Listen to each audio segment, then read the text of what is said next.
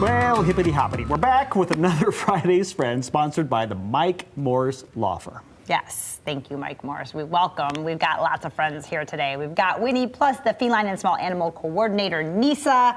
And they brought Kiwi the bunny. Hello, Kiwi the bunny. We like bunnies. Nisa, talk about Kiwi. Tell us all about him. Yeah, so Kiwi, he's just a little 7-8-month-old bun. We got him in towards the end of January. He was an owner surrender. The family had allergies in the home and just couldn't take care of him anymore, unfortunately. So he came to us and we got all of his medical needs taken care of. So now he's ready for adoption and just looking for his new home. What's it like to have a bunny versus a puppy or a kitty? Well, you said this is a young bun here. Yeah, okay. yeah. So it's pretty different. You know, they are a whole different species. They're a prey animal, so they're a lot different in terms of care and behavior.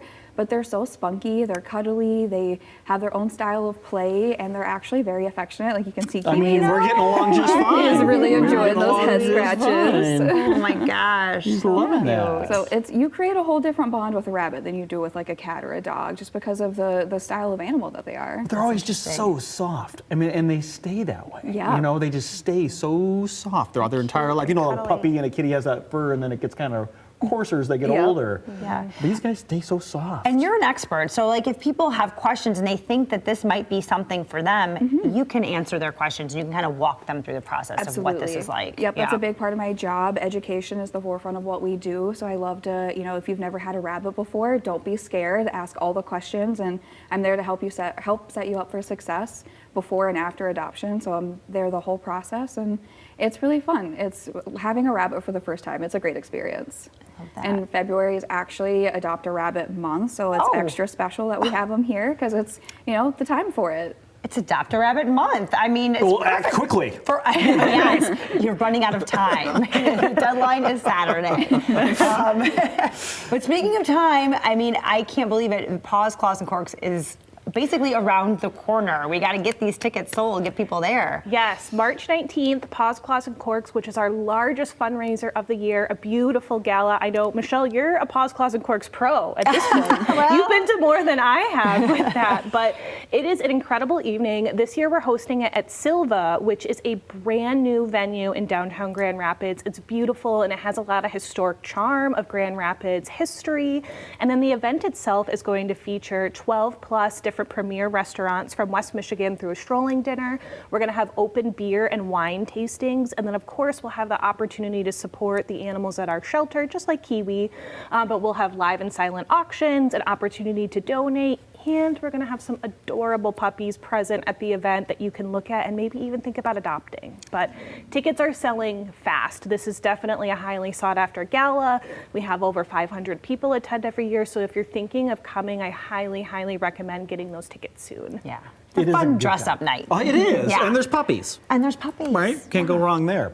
And you know, for those who don't know what your mission is as a whole, as a humane society, I know it may sound basic, but remind people exactly why you are here.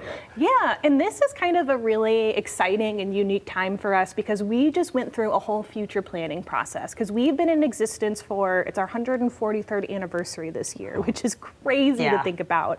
And we just want to make sure that we are always here for the community. And as we all know, the community's needs change, the needs of our animals change. And so we went through a whole planning process and we have revamped our mission. So we are, you know, still here for all of the things we've been here before, but we just want to reflect the community. So our new mission is to inspire a humane future for animals through education and support. And I think that Kiwi and Nisa's position, her being here today, is a great example of that because adoptions are always our bread and butter. We're always here to adopt out wonderful animals, just like Kiwi and all the other wonderful pets we've had on the show and have in the shelter. But educating the public about what does it mean to be a rabbit owner? How much space do they really need? All the little toys he's got around him to make sure that he's enriched and mentally stimulated. Also our youth programs and all of the different things we've talked about, building that next generation of pet owners, supporting the community through resources like our free pet food pantry. We're really here to not only educate the community, but support, whether that's adoption or pets in the home.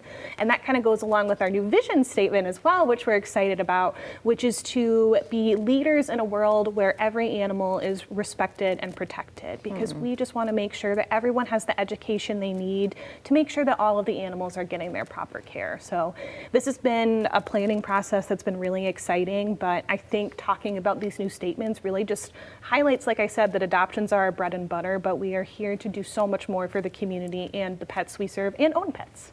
Gosh, they love you so much, Kiwi.